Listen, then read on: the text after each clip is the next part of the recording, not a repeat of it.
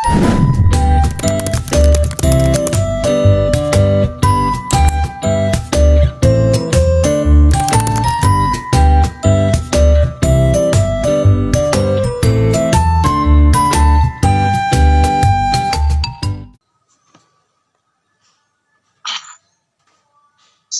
warahmatullahi wabarakatuh. Pertama-tama terima kasih kepada dosen pengampu mata kuliah Provisi Kependidikan telah memberikan kesempatan kepada kelompok kami untuk melakukan presentasi. Perkenalkan, saya Alif dari kelas B dan pertama saya itu Raslienda dan pemateri kedua itu Nur Aura Tasya.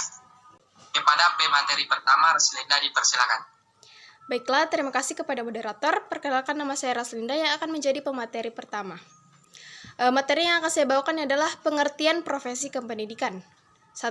Profesi kependidikan merupakan gabungan dari konsep profesi dan kependidikan. Profesi adalah suatu jabatan atau pekerjaan yang menuntut keterampilan, keahlian khusus, serta memerlukan pelatihan dan penguasaan pengetahuan tertentu. Profesi juga diatur oleh kode etik yang mengatur perilaku para anggotanya dan memiliki standar yang harus dipenuhi untuk melindungi kualitas layanan yang diberikan kepada masyarakat. Kemudian kependidikan, mengacu pada proses pembelajaran yang bertujuan untuk meningkatkan pengetahuan, pemahaman, dan keterampilan individu dalam bidang tertentu.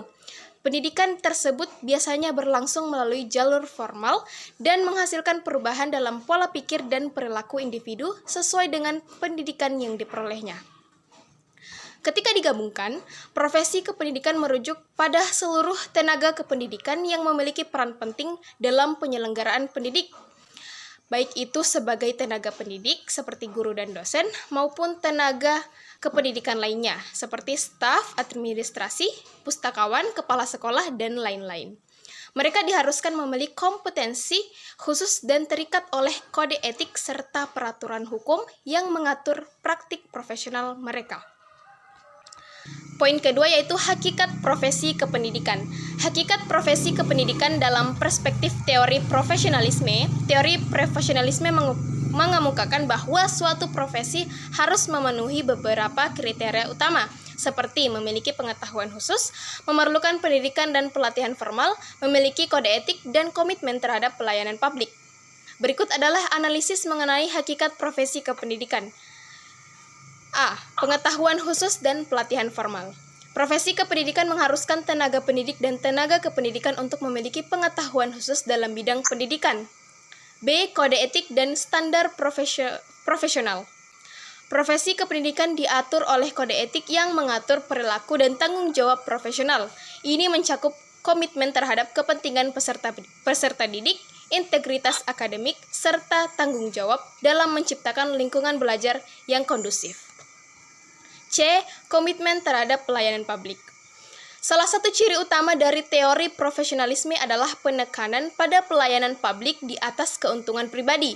Dalam konteks profesi kependidikan, tenaga pendidik dan tenaga kependidikan diharapkan untuk memprioritaskan kepentingan peserta didik dan masyarakat.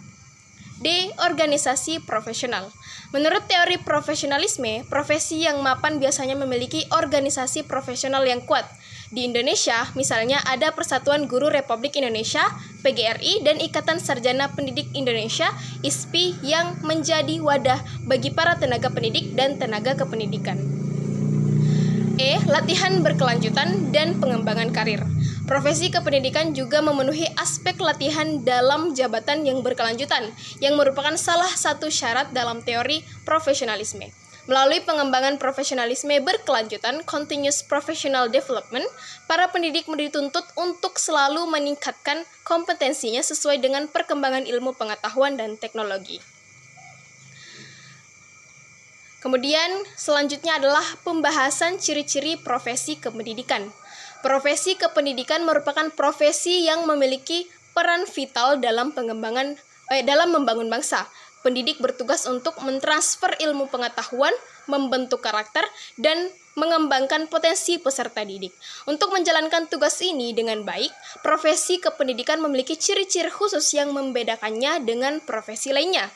Berikut adalah pembahasan mengenai ciri-ciri profesi kependidikan. A. Memiliki keahlian khusus. Profesi kependidikan memerlukan keahlian khusus yang tidak dimiliki oleh profesi lain.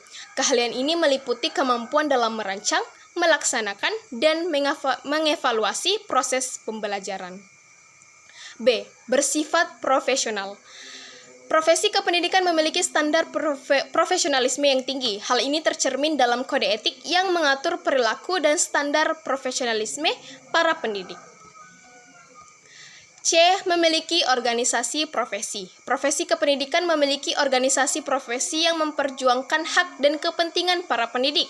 Salah satu organisasi profesi yang terkenal adalah Persatuan Guru Republik Indonesia, PGRI. Organisasi profesi ini berperan penting dalam meningkatkan kualitas profesi kependidikan, mengadvokasi hak-hak guru, dan menjalin komunikasi dengan pemerintah terkait kebijakan pendidikan. D. Memiliki standar kompetensi. Profesi kependidikan memiliki standar kompetensi yang harus dipenuhi oleh para pendidik. Standar kompetensi ini meliputi 4 aspek, yaitu kompetensi pedagogik, kompetensi profesional, kompetensi kepribadian, dan kompetensi sosial. E. Bersifat altruistis. Dalam profesi kependidikan memiliki sifat altruistis, yaitu mendahulukan kepentingan orang lain, khususnya peserta didik. Pendidik dituntut untuk mengutamakan kemajuan dan kesejahteraan peserta didik. Mereka bersedia mengorbankan waktu, tenaga, dan pikiran untuk mendidik generasi penerus bangsa. F. Memiliki tanggung jawab moral. Profesi kependidikan memiliki tanggung jawab moral yang besar terhadap perkembangan peserta didik. Pendidik berperan penting dalam membentuk karakter, nilai, dan moral peserta didik. G. Memiliki peran strategis. Profesi kependidikan memiliki peran strategis dalam pembangunan bangsa. Pendidik berperan penting dalam mencetak generasi penerus bangsa yang berkualitas dan berakhlak mulia. Dan yang terakhir adalah bersifat dinamis. Profesi kependidikan bersifat dinamis dan terus berkembang seiring dengan perkembangan ilmu pengetahuan dan teknologi. Pendidik diharapkan untuk terus belajar dan mengupgrade diri untuk menyesuaikan dengan kebutuhan zaman. Baiklah, itu yang bisa saya sampaikan. Saya kembalikan kepada moderator. Nah, itulah tadi pemaparan materi dari Saudari Rasjenda. Pada Saudara Rasjenda, terima kasih. Dan kita lanjut ke pemateri kedua, yaitu Nur Aura Tasya. Dipersilakan. Baik, terima kasih sebelumnya kepada moderator atas kesempatan yang telah diberikan. Perkenalkan, nama saya Nur Aura Tasya dari kelas B. Dan di sini saya akan memaparkan materi mengenai peran dan fungsi guru dalam proses pendidikan dan juga tentang profesi kependidikan di era yang modern. Baiklah, poin pertama yaitu peran dan fungsi guru dalam proses kependidikan. Guru memiliki peranan yang sangat penting dalam dunia pendidikan. Tidak hanya sebagai pemberi pelajaran, guru juga berperan sebagai pendamping dan pembimbing dalam pengembangan siswa. Berikut adalah penjelasan mengenai peran dan fungsi guru dalam proses pendidikan. Yang pertama yaitu peran guru sebagai pendidik.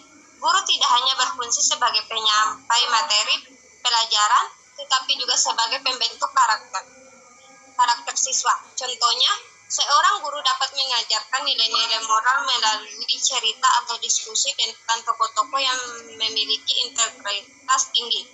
Dengan cara ini, siswa tidak hanya belajar tentang pelajaran akademis, tetapi juga memahami pentingnya etika dan moral dalam kehidupan sehari-hari. Misalnya, saat guru mengajarkan pelajaran sejarah, guru dapat menekankan pada nilai kepemimpinan dan tanggung jawab yang ditunjukkan oleh pemimpin-pemimpin besar.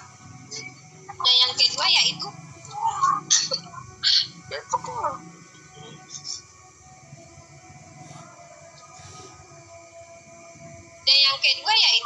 fungsi guru dalam menciptakan suasana belajar yang kondusif. Guru memiliki tanggung jawab untuk menciptakan lingkungan belajar yang nyaman dan mendukung. Sebagai contoh, seorang guru dapat mendekorasi kelas dengan warna-warna ceria dan menyediakan sudut baca yang nyaman untuk mendorong siswa membaca. Selain itu, guru bisa menggunakan metode pelajaran yang aktif seperti diskusi kelompok atau proyek kolaboratif untuk membuat suasana kelas menjadi dinamis dan menarik. Dan poin kedua yaitu tantangan profesi kependidikan di era modern. Di era modern, profesi kependidikan terutama guru menghadapi berbagai adaptasi dan inovasi. Tantangan ini dapat dibagi menjadi dua kategori, internal dan eksternal. Yang pertama, tantangan internal. Tantangan internal mencakup kualitas diri guru yang harus terus ditingkatkan. Misalnya, seorang guru perlu memiliki budaya belajar yang kuat untuk mengembangkan kompetensi profesionalnya. Guru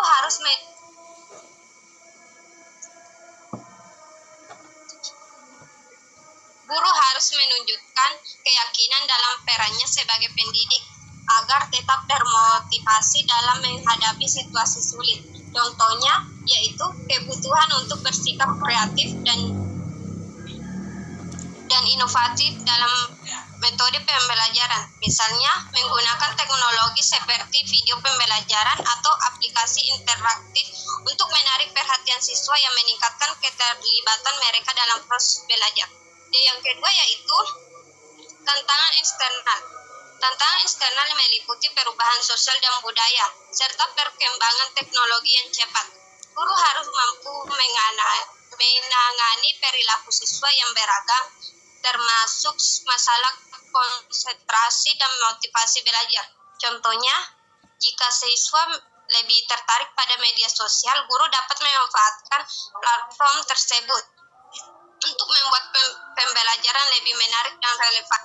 Selain itu, tantangan dari masyarakat global juga mempengaruhi pendidikan. Guru diharapkan mampu mengajarkan nilai-nilai demokrasi dan hak asasi manusia kepada siswa. Dan ketiga, menjawab tantangan. Untuk menjawab tantangan ini, guru perlu berkomitmen untuk belajar sepanjang hayat dan mengikuti pelatihan guna meningkatkan keterampilan mereka. Dengan cara ini, mereka dapat memanfaatkan peluang dari kemajuan teknologi yang berkurikulum yang relevan untuk menciptakan pengalaman belajar yang lebih baik bagi siswanya. Misalnya, seorang guru dapat mengikuti workshop tentang penggunaan alat digital dalam pembelajaran untuk meningkatkan efektivitas